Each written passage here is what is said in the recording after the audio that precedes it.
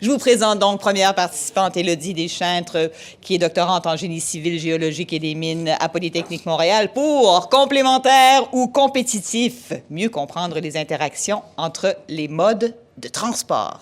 1, 2, 3. À vous, Élodie. Voiture, bus, train, métro, vélo, communauto, taxi, Bixi, et j'en passe. Aujourd'hui, de multiples modes de transport sont disponibles dans les villes. Comment ces modes interagissent-ils entre eux? Sont-ils complémentaires ou compétitifs? C'est la question à laquelle tente de répondre mon doctorat. Premièrement, qu'est-ce qu'une interaction? On peut en définir différents types au niveau du déplacement, de l'individu ou du système complet. Prenons d'abord l'exemple de Pierre qui part de chez lui en vélo pour se rendre à la station de métro la plus proche et qui utilise ensuite le transport en commun pour aller jusqu'à son lieu de travail. La combinaison de ces différents modes dans un même déplacement, c'est ce qu'on appelle l'intermodalité. Prenons ensuite l'exemple de Paul qui prend son auto pour faire ses courses le samedi, son vélo pour aller voir ses amis le dimanche et qui va au travail en bus le lundi matin. Son comportement à lui est dit multimodal car il combine plusieurs modes dans le temps.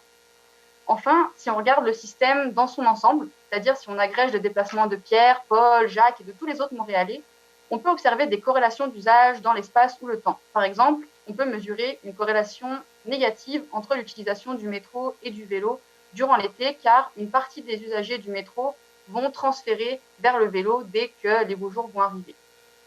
Toutes ces interdépendances peuvent être mises en évidence dans deux principales sources de données. D'une part, les données d'enquête, qui permettent de collecter des informations sur les individus et leurs déplacements, et d'autre part, les données passives, par exemple les données de comptage ou les données de validation de la carte opus, qui sont plutôt, elles, utilisées pour effectuer des analyses au niveau systémique.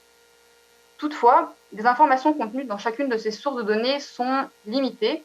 C'est pourquoi des procédures de fusion de données ont dû être développées pour pouvoir analyser de manière continue tous les modes en même temps. Maintenant que nous avons défini le cadre conceptuel et les données nécessaires, vient le temps de modéliser les interactions. Tout d'abord, deux grands types d'indicateurs ont été proposés pour estimer 1. Le niveau de multimodalité d'un individu, c'est-à-dire à quel point il ou elle utilise une grande variété de modes pour se déplacer, et 2. Le niveau de complémentarité ou de compétitivité entre deux modes, selon si un mode en complète un autre ou au contraire le remplace. Ensuite, différents modèles ont été entraînés pour évaluer les effets de différents facteurs sur ces indicateurs, mais aussi pour modéliser les impacts de ces indicateurs sur la demande de transport, le but étant de déterminer si les interactions font augmenter ou diminuer ou ne modifient pas l'utilisation des différents modes. En résumé, en se basant sur deux principales sources de données, cette recherche vise à modéliser différents types d'interactions entre les modes, mais aussi leurs facteurs explicatifs et leurs conséquences sur la demande de transport. L'objectif derrière tout ça, c'est d'encourager les planificateurs des différents services de transport à plus collaborer pour mieux intégrer les différents modes entre eux dans les villes.